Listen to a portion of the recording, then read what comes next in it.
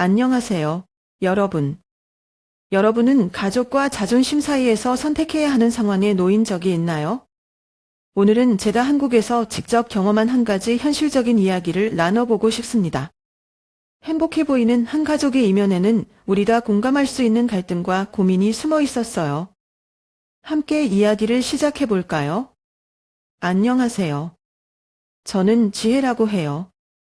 올해 30살이고 서울 문평구에 살고 있어요. 결혼한 지 이제 1년이 조금 넘었는데요. 남편 민석 오빠는 은행에서 일하는 착하고 성실한 사람이에요. 저희 부부는 아주 평범한 신혼생활을 보내고 있어요. 퇴근 후에는 집에서 저녁 먹으면서 소소하게 대화하고 주말에는 가까운 공원에서 산책하거나 맛있는 카페를 찾아다니는 게 우리 삶의 큰 즐거움이었죠. 그런데요, 작년 초가을에 그런 평화로운 일상이 확 깨지는 일이 있었어요. 토요일이었는데 원래는 저희 부부가 집에서 쉬면서 다음 주 여행 계획을 짜기로 했거든요.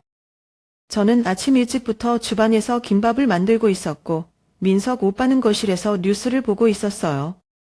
날씨도 좋아서 창문을 열어놨더니 골목에서 아이들이 뛰어노는 소리가 들려왔죠.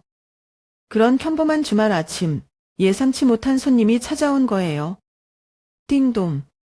벨소리가 울렸어요. 민석 오빠는 누구지? 택배도 없는데 하면서 현관문으로 갔어요. 문을 열자마자 오빠의 표정이 묘하게 변하더라고요. 저도 따라 나가봤는데 그곳에는 오빠의 친누나, 그러니까 제 시누이가 서 있었어요. 큰 쇼핑백을 양손에 들고 얼굴은 환하게 웃고 있었죠. 지혜야. 민서가. 나 결혼해. 첫 마디가 그거였어요. 사실 시누이 언니는 워낙 활발하고 즉흥적인 성격이라서 이런 발표가 처음은 아니었어요. 그래서 민석 오빠는 눈을 살짝 찌푸리면서 또? 이번엔 누구야? 하고 반응했죠.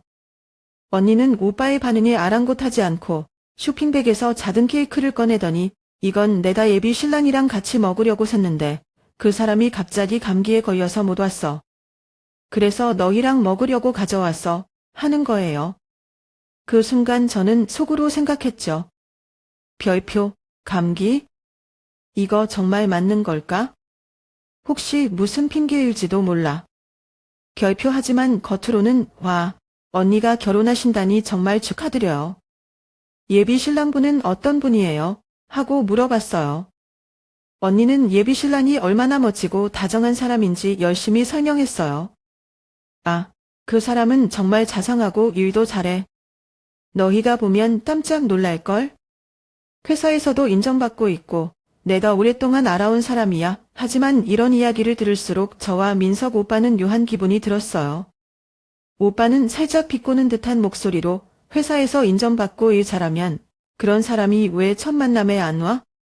정말 감기 때문이야? 라고 물었죠. 언니는 살짝 화난 듯한 표정을 지으면서 오빠는 원래 이렇게 의심이 많았어? 감기면 감기지 하고 웃으며 넘어갔어요. 그 후로 언니는 거실 소파에 앉아 가족 단톡방에 예비 신랑의 사진을 하나둘 올리기 시작했어요. 그런데요, 사진을 보면 볼수록 뭔가 이상해서요. 옷차림도 지나치게 정돈된 느낌이었고 배경도 사진관 같은 느낌이 강했어요. 민석 오빠는 사진을 유심히 보더니 저한테 조용히 말했어요. 이 사람 혹시 직업이 모델 아니야? 너무 꾸며진 것 같은데 저도 그런 느낌이 들어서 연희한테 더 자세히 물어봐야겠어 라고 속으로 생각했죠. 언니가 떠난 뒤 저는 곧바로 민석 오빠와 이런저런 이야기를 나누기 시작했어요. 언니가 결혼하는 건 좋은데 뭔가 너무 갑작스럽지 않아? 민석 오빠는 고개를 끄덕이며 원래 누나는 늘 이랬어. 그런데 이번엔 뭔가 좀 달라 보여. 설마 진짜 결혼하려는 걸까? 하고 혼잣말처럼 말했죠. 며칠 뒤 가족 단톡방에서 부모님과 다른 형제들이 언니의 결혼 소식에 대해 반응을 하기 시작했어요. 언니, 정말 결혼하는 거야? 이번엔 진심이지. 부모님도 결혼은 좋은데 상대방을 한번 만나보고 싶구나 하고 물으셨어요. 하지만 언니는 다음에 꼭 보여줄게. 아직 감기가 안 나아서 못 만나는 거야 하고 대답했어요. 그렇게 언니의 갑작스러운 결혼 발표는 우리 가족에게 큰 화제가 되었어요. 저는 한편으로는 언니가 정말로 행복한 결혼을 할 수 있을지 걱정되기도 했고, 또 한편으로는 예비 신랑이라는 사람이 정말 어떤 사람인지 너무 궁금했어요. 다음 주말에 언니가 다시 집에 오겠다고 했어요. 이번엔 예비 신랑을 직접 데려오겠다고 했는데, 과연 그날 어떤 일이 벌어질지. 저희 가족은 모두 조금 기대하면서도 솔직히 걱정스러운 마음이 더 컸어요. 지난번 언니의 결혼 이야기가 마무리되지도 않았는데 이번에는 시어머니께서 갑작스럽게 전화를 하셨어요. 날씨가 제법 쌀쌀해지기 시작한 10월의 어느 저녁이었어요. 퇴근 후에 민석 오빠와 집에서 저녁을 먹고 있었는데 전화기가 울렸죠. 시어머니는 목소리부터 평소와는 다르게 조심스럽고 약간 떨리는 듯했어요. 지혜야, 민석아. 조금 도와줄 수 있니? 지금 당장 2억 원이 필요해. 처음에는 잘못 들은 줄 알았어요. 2억 원이라니 적은 돈도 아니고요. 저는 놀라서 어머님, 그게 무슨 말씀이세요? 갑자기 왜 그렇게 큰 돈이 필요하세요? 라고 물었어요. 그런데 어머님은 정확한 이유를 말씀해 주시지 않고 그저 가족끼리는 돕는 거 아니겠니? 너희가 좀 도와줘야겠다 라고만 하셨어요. 솔직히 말해서 처음엔 저도 마음이 무서웠어요. 어머님께서 이렇게 간절히 부탁하시는 걸 보면 분명히 큰일이 있긴 있는 것 같았거든요. 그런데 한편으로는 저희도 상황이 여의치 않았어요. 저희는 결혼한 지 1년밖에 안 됐고 여전히 집 대출이 많이 남아 있어요. 매달 대출 이자 갚는 것도 빠듯하고 저축은커녕 생활비도 겨우 맞춰 나가는 수준이에요. 민석 오빠도 회사에서 승진 준비로 바쁜 와중에 스트레스를 많이 받고 있었고 저 역시 직장에서 일하느라 몸과 마음이 지쳐 있었어요. 그래서 민석 오빠랑 같이 고민 끝에 어머님께 말씀드렸죠. 어머님, 저희도 상황이 여의치 않아서 도와드리기가 어렵습니다. 대출도 갚아야 하고 저희도 생활이 빠듯합니다. 하지만 어머님은 저희 상황은 신경 쓰지 않는 듯 했어요. 너희는 젊잖니. 앞으로 벌면 되잖아. 나는 시간이 없어 라고만 하시는 거예요. 그날 밤 저는 너무 답답해서 민석 오빠랑 이야기를 했어요. 어머님은 왜 항상 우리한테만 의지하려고 하시는 거야? 언니도 있고 다른 가족들도 있잖아. 왜 우리가 전부 감당해야 해? 민석 오빠는 아무 말도 하지 않고 고개만 숙이고 있었어요. 사실 민석 오빠도 어머님께 직접 말씀드리기가 어려운 것 같았어요. 어머님이 예전부터 오빠에게 큰 기대를 걸고 있다는 걸 잘 알고 있거든요. 하지만 저는 그런 상황이 너무 억울했어요. 우리가 감당할 수 없는 부탁을 받으면서도 거절하는 게 이렇게 어렵다는 게 속상했죠. 며칠 뒤 어머님께 다시 전화를 드렸어요. 어머님, 솔직히 말씀해 주세요. 왜 그렇게 큰 돈이 필요하신 건가요? 그런데 어머님은 여전히 이유를 정확히 말씀하지 않으셨어요. 다만 너희다 너무 따지지 말고 그냥 믿고 도와줬으면 좋겠다 라고 하시더라고요. 이쯤 되니 저는 더 이상 설득할 마음도 들지 않았어요. 만약 진짜로 큰일이 생긴 거라면 가족끼리 함께 상의하고 해결 방법을 찾는 게 맞지 않나요? 하지만 어머님은 단지 도와줘야 한다는 말만 반복하셨어요. 그날 저녁 저는 너무 답답한 마음에 혼자 방에 틀어박혀 생각했어요. 어머님께 도와드리지 못한 것도 속상했지만 사실 더 속상한 건 저희가 이런 부탁을 감당할 수 없는 상황이라는 거였어요. 아직도 대출이 남아있고 저축은커녕 매달 생활비를 겨우 맞추고 있는 우리 모습이 스스로 한심하게 느껴졌거든요. 민석 오빠도 많이 힘들어 보였어요. 저는 오빠에게 우리 어머님께 너무 냉정했던 건 아니겠지 라고 물었지만 오빠는 냉정하게 보일 수도 있지만 어쩔 수 없잖아. 우리가 할 수 없는 걸 무리해서 하면 나중에 더 큰 문제가 될 거야 라고 말했어요. 이 일이 있고 나서 저는 계속 생각하게 됐어요. 가족이라는 이유로 무조건 희생해야 하는 걸까? 아니면 우리도 우리 자신을 위해 지켜야 할 선이 있는 걸까? 안녕하세요. 오늘은 최근에 있었던 일 때문에 정말 답답한 마음으로 글을 쓰게 되었어요. 며칠 전 저녁 민석 오빠랑 같이 저녁 식사를 하던 중에 신우이가 단톡방에 갑작스러운 메시지를 올렸어요. 나 이번에 강남에 6억 원짜리 아파트를 계약하려고 하는데 가족들 도움 좀 받을 수 있을까? 순간 저는 젓가락을 놓고 민석 오빠랑 얼굴만 바라봤어요. 6억 원이라니요. 저희는 지금 은평구에 3억 원짜리 아파트에 대출을 끼고 살고 있거든요. 신혼집을 마련하려고 몇 년 동안 돈을 모았고 그 과정에서 외식도 줄이고 작은 사치조차 다 포기했는데 언니는 아무렇지도 않게 가족들에게 6억 원짜리 집을 사달라고 하더라고요. 며칠 뒤 가족 모임에서 신우이를 만났어요. 언니는 대뜸 본인의 계획을 자랑하듯이 꺼내기 시작했어요. 강남에 아파트 한 채쯤은 있어야지. 그래야 내가 다니는 모임에서도 인정받을 수 있거든. 저는 솔직히 언니가 이런 이야기를 너무 쉽게 하는 게 이해가 안 갔어요. 그래서 조심스럽게 물어봤어요. 언니, 강남은 너무 비싸잖아요. 혹시 조금 더 저렴한 곳은 생각 안 해보셨어요? 하지만 언니는 저를 쳐다보면서 단호하게 말했어요. 지혜야, 난 작은 데서 살 수 없어. 내 위치랑 어울리는 곳에서 살아야 해. 그게 나다운 거야. 그 순간 저는 말문이 막혔어요. 언니는 본인의 욕망을 충족시키기 위해 가족들이 희생하는 걸 당연하게 여기는 것 같았거든요. 모임이 끝난 뒤 집으로 돌아오는 길에 민석 오빠가 한숨을 쉬며 말했어요. 누나가 이런 부탁을 하는 건 처음이 아니야. 이번에는 정말 어떻게 해야 할지 모르겠다. 저는 오빠에게 우리도 성원이 넉넉하지 않은데 어떻게 도와줘? 대출도 아직 갚아야 하고 앞으로도 계획이 많잖아 라고 말했어요. 오빠도 저와 같은 생각이었어요. 하지만 가족들이 계속 부탁을 하면 거절하기가 어려운 게 문제였어요. 특히 시어머니께서 언니를 편애하는 경향이 있어서 이런 상황에서 제가 반대하면 오히려 제가 이기적인 사람처럼 보일 가능성이 크거든요. 며칠 뒤 시어머니께서 전화를 하셨어요. 지혜야, 누나가 큰일을 하려면 가족들이 힘을 합쳐야지. 너희도 좀 도와주면 안 되겠니? 저는 솔직히 답답한 마음에 어머님께 이렇게 말씀드렸어요. 어머님, 저희도 대출 갚느라 여유가 없어요. 저희 상황도 좀 이해해 주셨으면 좋겠어요. 하지만 어머님은 제 말을 듣고 조금 화가 난 듯한 목소리로 말씀하셨어요. 너희는 아직 젊잖아. 앞으로 벌면 되지. 누나는 지금이 가장 중요한 시기야. 그 말을 듣고 저는 너무 속상했어요. 왜 언니의 욕망을 위해 저희가 희생해야 하는지, 그리고 왜 어머님은 저희 입장을 전혀 고려하지 않으시는 건지 이해할 수가 없었어요. 그날 밤, 저는 민석 오빠와 진지하게 이야기를 나눴어요. 오빠, 우리 이번엔 단호하게 말하자. 이런 식으로 계속 도와주다 보면 우리도 힘들어질 거야.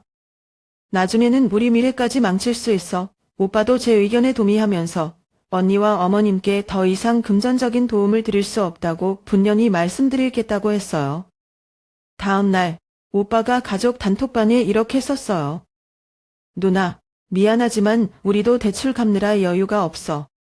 이번에는 도와줄 수 없을 것 같아. 그 메시지를 본 언니는 바로 전화를 걸어왔어요. 너희가 그렇게밖에 안 나올 줄은 몰랐다. 가족끼리 돕는 게 그렇게 어려워. 저는 언니의 말을 들으면서 마음이 조금 흔들리긴 했지만 그래도 끝까지 입장을 유지했어요. 그 뒤로 어머님과 언니는 저희를 조금 멀리하는 것 같아요. 솔직히 마음이 편치는 않지만 저희도 더 이상은 희생할 수 없었어요. 며칠 전 오랜만에 시댁 가족 모임에 갔어요. 가을이 깊어가는 11월 초, 날씨는 쌀쌀했지만 하늘은 맑았고 바람도 상쾌했어요. 장소는 강남에 있는 한 전통 한정식집이었는데 어머님께서 특별히 예약하셨다고 했어요. 가족들끼리 오랜만에 모이는 자리라 분위기가 좋을 줄 알았죠. 그런데요, 모임이 시작되고 얼마 안 돼서 신우이가 예비 신랑을 데리고 나타난 거예요. 처음에는 와, 드디어 신우이의 예비 신랑을 볼 수 있겠구나 싶어서 기대 반, 궁금증 반으로 바라봤어요. 그런데 그 남자를 본 순간 저는 깜짝 놀랐어요. 혹시 준호야? 제가 당황한 목소리로 물었더니 그는 살짝 웃으면서 대답했어요. 지혜 누나 맞죠? 알고 보니 그 사람이 제 고등학교 때 남자친구였던 준영이의 친동생인 거예요. 정말 예상치 못한 만남이었죠. 저는 순간 너무 놀라서 말도 제대로 못했고 민석 오빠는 옆에서 굳은 표정으로 저를 쳐다봤어요. 식사가 시작되고 저는 예비 신랑인 준호와 가볍게 이야기를 나누게 됐어요. 와, 이렇게 다시 만날 줄은 몰랐네. 형은 잘 지내? 예전에 너희 집에서 같이 공부했던 거 기억나?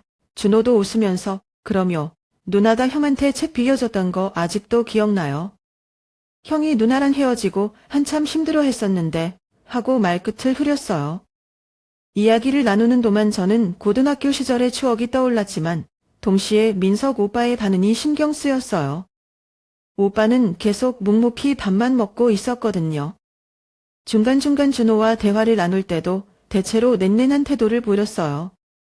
식사가 끝나갈 무렵 민석 오빠가 제 귀에 대고 조용히 속삭였어요. 저 사람 뭔가 수상해 보여. 나는 못 믿겠어. 저는 깜짝 놀라서 왜 그렇게 생각해? 라고 물었지만 오빠는 그냥 느낌이야. 너무 꾸며진 것 같잖아. 나중에 누나가 고생할까 봐 걱정돼 라고 했어요. 사실 준호는 외모도 단정하고 예의도 바른 편이었지만 어딘가 지나치게 완벽해 보이는 태도가 살짝 부담스러웠던 것도 사실이에요. 민석 오빠의 말에 저도 약간 공감이 갔지만 이런 자리에서 그런 얘기를 꺼내는 게 맞을까 싶어 그냥 넘어가기로 했어요. 하지만 문제는 식사가 거의 끝날 무렵에 터졌어요. 신우이가 갑자기 제 쪽을 바라보면서 말했거든요. 근데 지혜, 넌 참 현실적이더라. 요즘은 가족끼리도 너무 계산적인 건 좀 아닌 것 같아. 내가 들었는데 너희는 우리 가족 도와주는 걸 너무 아까워한다며? 그 말을 듣는 순간 저는 너무 당황해서 뭐라고 대답해야 할지 몰랐어요. 민석 오빠도 그제야 표정이 굳어지더니 누나, 그 얘기는 지금 꺼낼 얘기가 아닌 것 같아 라고 단호하게 말했어요. 언니는 내가 틀린 말 했니? 어쨌든 가족이니까 서로 돕는 게 맞는 거잖아 라고 덧붙였고 분위기는 점점 더 무거워졌어요. 다른 가족들도 아무 말 없이 어색하게 숟가락만 만지고 있었어요. 모임이 끝나고 집으로 돌아오는 길에 민석 오빠가 한숨을 쉬면서 말했어요. 지혜야, 내가 보기엔 누나랑 준호, 둘 다 너무 자기중심적인 것 같아. 앞으로 저 둘이 결혼하면 무슨 일이 생길지 모르겠어. 저는 조용히 고개를 끄덕였어요. 사실 저도 언니의 태도에 너무 실망했거든요. 하지만 한편으로는 준호와의 뜻밖의 만남도 계속 신경 쓰였어요. 과거의 추억이 떠오르기도 했고 동시에 현재의 상황이 너무 복잡하게 느껴졌어요. 그날은 12월의 한겨울, 서울에도 제법 차가운 바람이 불던 날이었어요. 저는 회사에서 힘든 하루를 마치고 집으로 돌아와 따뜻한 차 한 잔으로 마음을 달래고 있었어요. 평소와 다를 것 없는 저녁이었는데 갑자기 전화벨이 울리더군요. 낯선 번호였어요. 전화를 받자마자 들려온 목소리는 예상치 못한 사람이었어요. 바로 예비 형부, 그러니까 제 언니 지혜의 약혼자였죠.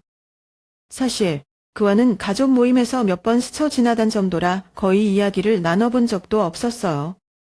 그런 그가 갑작스레 전화를 걸어왔다는 게 이상하기도 하고 불편하기도 했습니다. 지혜 씨 맞죠? 그의 목소리는 낮고 느릿했지만 어딘가 날카로운 기운이 느껴졌어요. 네, 맞습니다. 무슨 일이시죠? 저는 최대한 평온한 목소리로 대답했어요. 그런데 그가 꺼낸 말은 저를 완전히 얼어붙게 만들었어요. 들었어요. 지혜 씨가 우리 집 문제로 도움을 거절했다고. 하지만 다시 생각해 보세요. 만약 그렇지 않으면 민석 씨에게 지혜 씨 과거 이야기를 해줘야 할 것 같네요. 순간 침이 멎는 기분이었어요.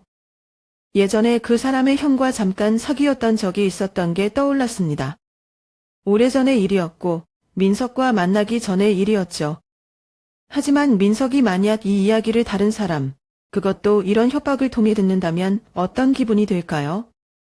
그게 무슨 말씀이신지요? 저는 당황을 숨기려 애썼지만 목소리가 떨리는 건 감출 수 없었어요. 지혜 씨도 알잖아요.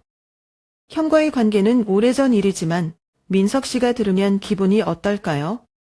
그리고 결혼을 앞둔 상황에서 이런 이야기가 나오는 건 좋지 않잖아요. 제가 말하는 건 간단해요. 우리 집이 지금 도움을 필요로 해요. 집을 사야 하는데 조금만 도와주시면 아무 문제도 없을 겁니다. 그의 말투는 겉으로는 친절했지만 분명히 협박이었어요. 지금 저를 협박하시는 건가요? 제가 되물었어요. 분노와 불안감이 뒤섞인 기분으로 말이 나왔습니다. 협박이라뇨. 그냥 합리적인 제안을 드리는 거죠. 작은 도움 하나로 모든 일이 원만히 해결된다면 그게 더 낫지 않겠습니까? 저는 더 이상 대화를 이어가고 싶지 않았어요. 그만하세요. 이런 이야기는 민석 씨에게 직접 하시는 게 좋을 것 같네요. 그리고는 전화를 끊어버렸어요. 전화를 끊고 난 뒤에도 손이 떨리고 가슴이 답답했어요. 차가 식어가고 있는 것도 잊은 채 소파에 앉아 한참 동안 생각했어요. 어떻게 이런 사람이 내 언니의 선택일 수 있지? 언니는 이 사람의 이런 년을 알고 있는 걸까? 하지만 그보다 더 큰 고민은 민석이었어요. 내가 이 상황을 어떻게 해결해야 민석과의 관계에 상처를 주지 않을 수 있을까? 민석은 나에게 너무나 소중한 사람이었고 우리 사이의 신뢰가 깨지는 건 상상조차 할 수 없는 일이었어요. 다음 날 저는 조심스럽게 언니와 이야기를 나눠보기로 결심했어요. 언니, 혹시 형부되실 분에 대해 조금 더 자세히 알고 있어? 언니는 저를 이상하다는 듯 쳐다보며 말했어요. 왜? 무슨 이유 있어? 형부가 너한테 무례하게 굴었어? 그 말에 저는 잠시 망설이다가 직접적인 이야기는 하지 않고 형부의 태도나 결혼 후 재정적인 부분에 대해 더 조심스러워야 한다고 돌려서 말했어요. 언니는 제 말을 대수롭지 않게 넘겼지만 저는 계속 불안한 마음을 떨칠 수 없었어요. 그날 밤 저는 저녁 설거지를 마치고 민석 오빠와 거실에서 마주 앉았어요. 처음엔 어떻게 말을 꺼내야 할지 고민했지만 결국 사실대로 모든 이야기를 털어놨어요. 가족 모임에서 신우이가 했던 발언과 그 불편했던 분위기를 하나하나 말했죠. 처음엔 오빠가 놀란 표정으로 진짜? 누나가 그런 말을 했다고? 라고 물었어요. 저는 고개를 끄덕이며 그리고 준호 씨도 뭔가 이상했어. 오빠도 느꼈잖아 라고 덧붙였어요. 그러자 오빠의 표정이 점점 굳어지더니 결국 한숨을 쉬면서 이렇게 말했어요. 더 이상은 안 되겠어. 내가 직접 누나한테 이야기할게. 오빠는 바로 핸드폰을 꺼내 신우이에게 전화를 걸었어요. 시간이 밤 10시가 넘어가서 저는 너무 늦은 시간 아니야 라고 말렸지만 오빠는 단호했어요. 지금 아니면 안 될 것 같아. 계속 끌면 더 복잡해질 거야. 전화가 연결되지 오빠는 바로 본론으로 들어갔어요. 누나, 오늘 가족 모임에서 지혜한테 왜 그런 말을 했어? 처음엔 신우이가 모르는 척하며 내가 무슨 말을 했는데 라고 했지만 오빠가 한마디 한마디 짚어가며 상황을 설명하자 결국 목소리를 높였어요.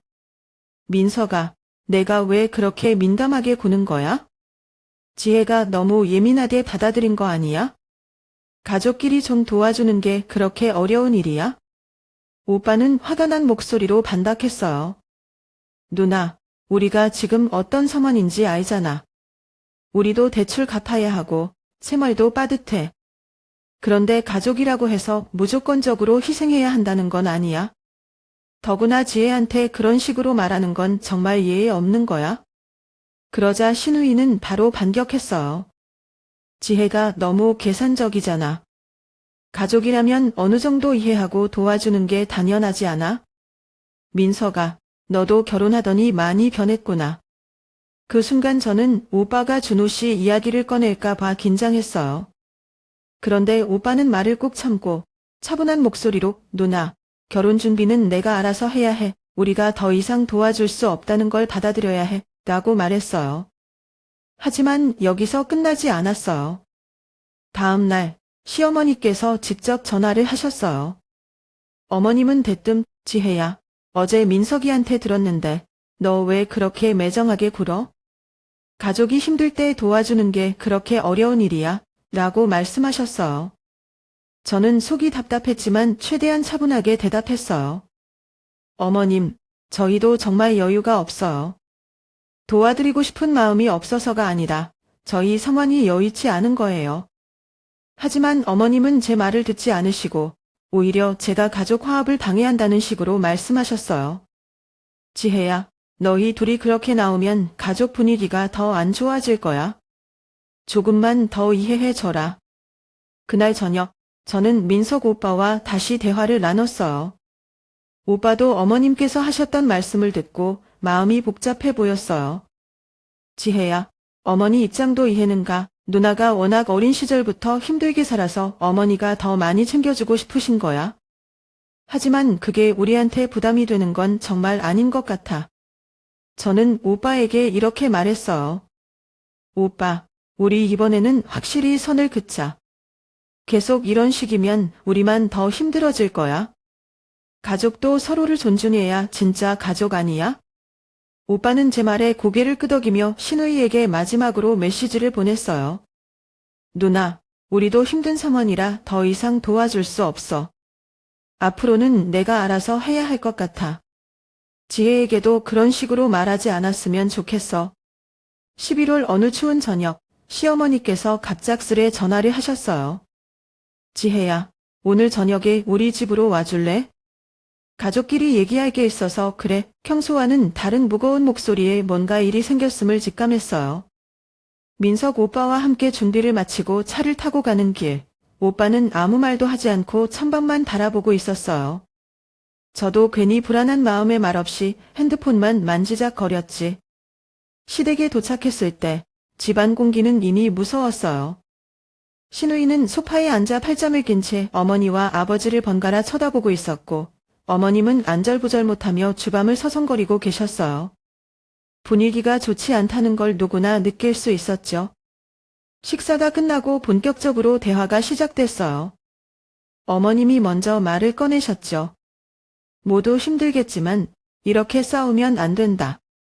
서로 도울 방법을 찾아보자. 그러자 신우이가 단호한 목소리로 말했어요.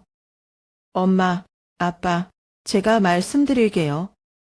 솔직히 지금 저한테는 방법이 없어요. 민석이네가 도와주지 않겠다면 그 땅을 파는 수밖에 없어요. 그렇게 해서 저한테 제 몫을 주세요. 그 말에 방 안이 순간 조용해졌어요.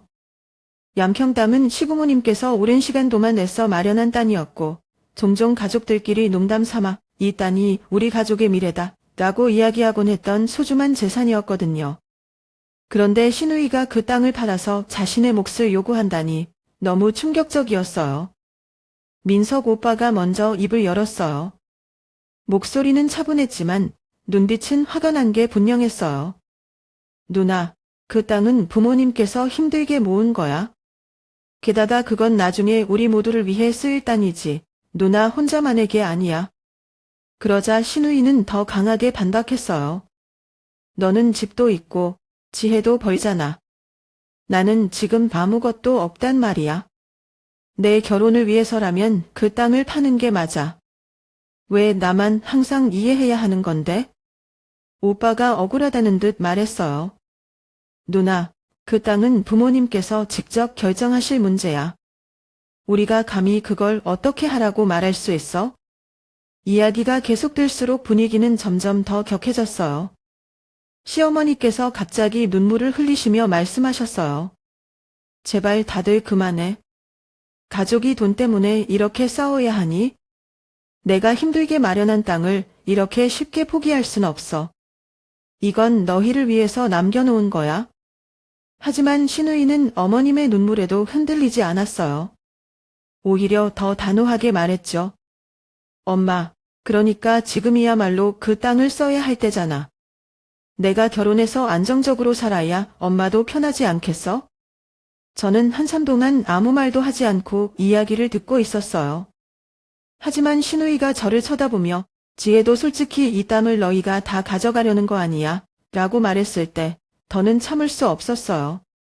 언니, 제가 한마디만 할게요. 이 땅은 누구의 것도 아니고 부모님의 거예요. 우리가 그것에 대해 논쟁할 자격도 없어요. 그리고 제가 지금까지 말하지 않은 이유는 서로 상처받는 말을 하고 싶지 않아서였어요. 하지만 이건 너무 지나친 것 같아요. 그러면서 덧붙여 쓰죠.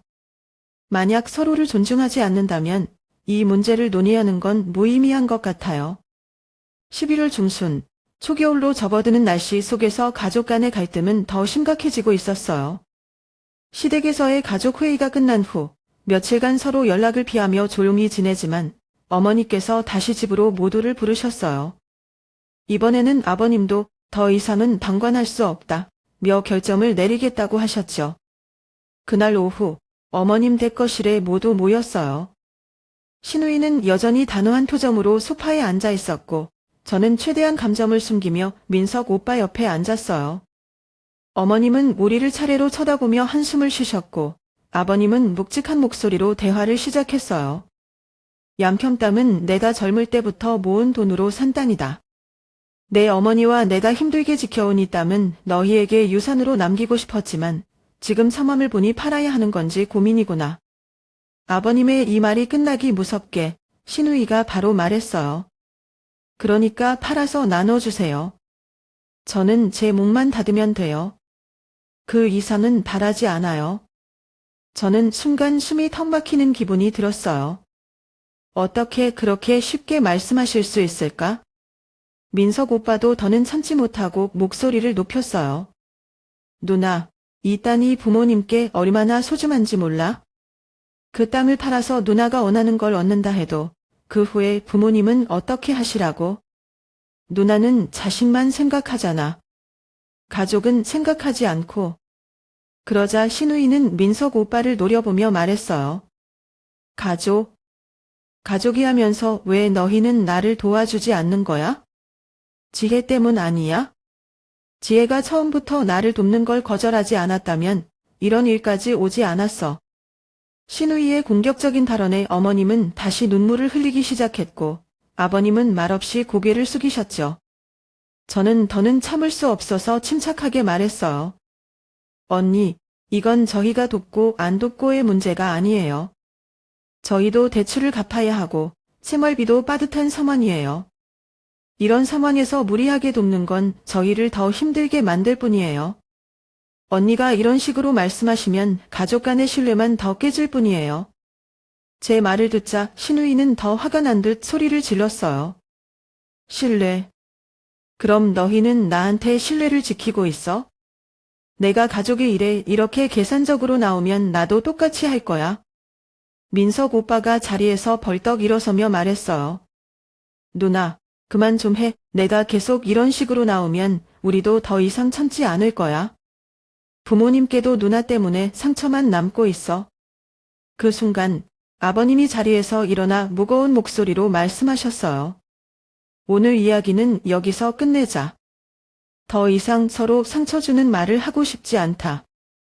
회의가 끝난 뒤 저희 부부는 집으로 돌아왔어요. 차 안은 너무 조용했어요. 민석 오빠는 계속 한숨을 쉬며 무언가 말하려고 했지만 결국 아무 말도 하지 못했어요. 집에 도착해서야 민석 오빠가 조용히 입을 열었어요. 지혜야, 미안해. 우리 가족 문제 때문에 너까지 힘들게 해서. 저는 고개를 저으며 대답했어요. 오빠, 우리 둘만이라도 서로 믿고 지키면 돼. 가족 문제는 우리가 다 해결할 수 없는 거니까. 그 이후로 가족 간의 대화는 거의 끊겼어요. 신우이는 여전히 자신의 요구를 관철시키려고 하고 어머님과 아버님은 중간에서 갈등하느라 힘들어 보이세요. 저희 부부도 여전히 마음이 불편하지만 더 이상 무리해서 희생할 수 없다는 결론을 내렸어요. 가족이라는 이름으로 어디까지 이해하고 받아들여야 할까요? 그리고 어디에서 선을 그어야 할까요? 며칠 전 오후 3시쯤이었어요. 아이들과의 업무를 마치고 잠시 커피를 마시며 쉬고 있었는데 시어머니께서 전화를 하셨어요. 평소엔 밝게 인사하시던 어머님이 그날은 목소리가 한없이 무거워 보였어요. 지혜야, 너랑 얘기 좀 하고 싶어서 전화했어. 민석이 누나가 요즘 집에 자주 오는데 계속 똑같은 얘기만 해서 엄마 아빠도 많이 지쳤다. 그냥 땅을 팔아야 하나 싶다가도 그게 맞는 건지 모르겠구나. 저는 깜짝 놀라서 대답했어요. 어머님, 너무 힘드신 거 아니에요? 땅을 파는 건 너무 큰 결정인데요. 어머님은 한숨을 내쉬며 말씀하셨어요. 그 애다 요즘 너무 예민해서 무슨 일을 벌일지 모르겠어.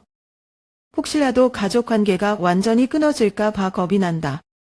그 말을 듣는 순간 어머니가 정말로 걱정하고 계시는 게 단순히 땅 문제만은 아니라는 걸 느꼈어요. 양평 땅은 단순한 재산이 아니었어요. 제가 처음 결혼하고 나서 시댁을 방문했을 때 시아버지께서 자랑스럽게 그 땅에 대해 이야기하셨던 기억이 떠올랐어요. 이 땅은 우리가 젊었을 때부터 모은 돈으로 어렵게 산 거야. 처음엔 그냥 작은 밭이었는데 조금씩 확장하면서 지금은 꽤 커졌지. 나중에 너희가 필요할 때 쓰라고 남겨두려고 했어. 그 말에는 부모님이 얼마나 열심히 살아오셨는지, 그리고 그 땅이 단순한 부동산 이산의 의미를 가진다는 게 담겨 있었어요. 그런데 그 땅이 지금 가족 간의 갈등의 중심이 되어버렸다는 게 너무 안타까웠어요. 그날 저녁 민석 오빠와 이야기를 나눴어요. 그는 무거운 표정으로 한참 말을 꺼내지 못하다가 한숨을 쉬며 말했어요. 지혜야, 솔직히 나도 요즘 너무 혼란스러워. 누나가 왜 이렇게까지 하는지 이해가 안 돼. 우리 부모님께 이 정도로 큰 부담을 주는 게 맞는 걸까? 저도 같은 생각이었지만 오빠에게 너무 감정적으로 대답하고 싶지 않았어요. 오빠, 어머님, 아버님 입장에서도 엄청난 스트레스일 거야. 근데 우리가 어떻게 할 수 있는 일이 아니잖아. 부모님께 결정을 맡기는 수밖에 없을 것 같아. 오빠는 고개를 끄덕였지만 여전히 표정은 어두웠어요. 만약 부모님이 정말 땅을 팔겠다고 결정하시면 난 그걸 받아들일 자신이 없을 것 같아. 그 땅은 단순한 돈이 아니라 우리 가족의 역사와도 같은데. 시간이 지나도 상황은 나아지지 않았어요. 지원 언니는 계속 부모님을 찾아다 압박을 가했고 어머님은 점점 더 수척해 보이셨어요. 아버님은 직접적으로 표현은 안 하셨지만 평소보다 말수가 훨씬 줄어드신 걸 보면 마음의 부담이 크신 게 분명했어요. 저는 그런 부모님을 보며 속으로 생각했어요. 결표, 설령 이 문제가 해결되더라도 우리 가족이 예전처럼 지낼 수 있을까? 별표. 지금으로서는 저희가 할 수 있는 게 많지 않아요. 모든 결정은 부모님께 달려 있고 저희 부부는 그저 조용히 기다릴 수밖에 없어요. 하지만 마음 한편으로는 어떤 결정을 내리시는 후폭풍이 클 것 같아 두려워요. 어느 평일 아침 일을 정리하며 커피를 마시고 있던 중 신우이에게서 문자가 왔어요. 평소와 달리 간결하지만 무거운 내용이었어요. 지혜야, 잠깐 볼 수 있을까? 꼭 이야기하고 싶은 게 있어. 갑작스러운 제안에 조금 놀랐지만 신우이가 먼저 만나자고 한 건 처음이라 거절할 수 없었어요. 그녀가 말할 게 있다는 건 뭔가 심상치 않은 일이 있다는 뜻이 있거든요. 약속 장소는 우리 동네 근처 작은 카페였어요. 점심시간이 지나고 한적한 분위기 속에서 그녀를 만났죠. 신우이는 평소처럼 당당하고 자신감 넘치는 모습이 아니었어요. 오히려 초췌하고 피곤해 보였고 눈은 약간 부은 상태였어요. 테이블에 앉자마자 한숨을 내쉬며 고개를 숙였어요. 지혜야, 내가 너무 큰 잘못을 저질렀어. 이제서야 깨달았어. 그녀의 입에서 이런 말이 나올 줄은 몰랐어요. 저는 놀라서 잠시 말을 잇지 못했죠. 그녀는 떨리는 손으로 커피잔을 잡으며 천천히 이야기를 시작했어요. 그 사람, 내 형부 될 뻔한 사람이 말이야. 처음엔 정말 다정하고 믿음직스러워서 내가 이런저런 어려움을 겪을 때 항상 옆에 있어 주는 사람이었거든. 그런데 가족이 돈 문제로 돕지 않겠다고 하니까 태도가 완전히 바뀌었어. 그녀는 손으로 얼굴을 가리며 숨을 고른 뒤 말을 이어갔어요. 그 사람은 결국 나한테 이렇게 말했어. 내 부모가 그 땅을 팔아서 내게 투자금을 줘야 우리가 결혼을 할 수 있다고. 내가 그걸 거절하니까 그럼 너랑 결혼할 이유가 없다고 하더라. 저는 듣고 있던 커피잔을 내려놓으며 말했어요. 언니, 그럼 그 사람은 처음부터 언니를 진심으로 사랑한 게 아니라 돈 때문에 만난 거였던 거네요. 신우이는 고개를 끄덕이며 눈물을 참으려 애썼어요. 맞아. 그런데 내가 너무 늦게 알았어. 그동안 내가 얼마나 가족들을 힘들게 했는지 이제야 알겠어. 그 사람을 믿는다는 이유로 부모님과 너희한테 상처를 줬잖아. 그녀는 한참 동안 말을 잇지 못하고 고개를 숙인 채 눈물을 흘렸어요. 지혜야, 난 내가 너무 부끄럽고 미워. 왜 그 사람 말을 믿고 가족을 적으로 올렸는지 이해가 안 돼. 내가 그때 얼마나 어리석었는지 이제야 느껴. 저는 조심스럽게 그녀의 손을 잡고 말했어요. 언니, 누구나 실수는 할 수 있어요. 중요한 건 이제라도 그걸 깨달았다는 거예요. 가족은 언니를 미워하지 않아요. 다들 언니가 잘 되길 바랄 뿐이에요. 그날 대화 이후 신우이는 약혼을 파기하기로 결심했어요. 부모님께도 자신의 잘못을 솔직히 털어놓았고 진심으로 용서를 구했어요. 어머니는 눈물을 흘리며 딸을 꼭 끌어안으셨고 아버님도 이제부터라도 내 인생을 제대로 살아가면 된다고 격려하셨어요. 민석 오빠도 신우이와 대화를 나누며 서로 화해했어요. 오빠는 이렇게 말했어요. 누나, 이제라도 돌아와줘서 고마워. 가족은 항상 누나 편이야. 이 일을 계기로 가족은 조금씩 다시 가까워지기 시작했어요. 물론 상처가 완전히 아물기까지는 시간이 걸리겠지만 서로를 이해하려는 노력은 계속되고 있어요. 신우이도 더 이상 자신의 문제를 가족에게 떠넘기지 않겠다고 약속했어요. 저는 이 사건을 통해 가족의 중요성과 진정한 관계란 무엇인지 다시 한번 깨달았어요. 가족은 때로는 우리를 가장 힘들게 하지만 결국엔 우리가 가장 기댈 수 있는 존재인 것 같아요. 며칠 동안 시댁은 그야말로 고요했어요. 가족 단톡방 또 아무도 말을 꺼내지 않았고 어머님은 전화도 받지 않으셨죠. 모두가 서로를 피하는 듯 했어요. 그러던 중 일요일 오후쯤이었어요.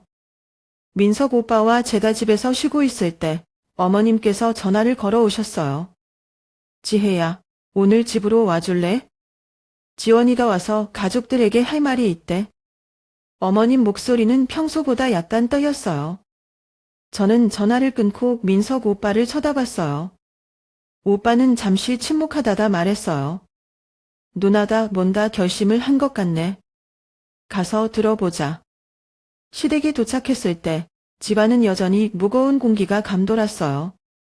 거실 소파에 앉아있던 신우이는 고개를 숙이고 있었고 어머님은 주방에서 차를 준비하며 초조해 보이셨어요. 아버님은 창밖을 바라보며 깊은 생각에 잠긴 듯 보였어요. 저희가 들어오자 신우이는 고개를 들어 우리를 쳐다봤어요.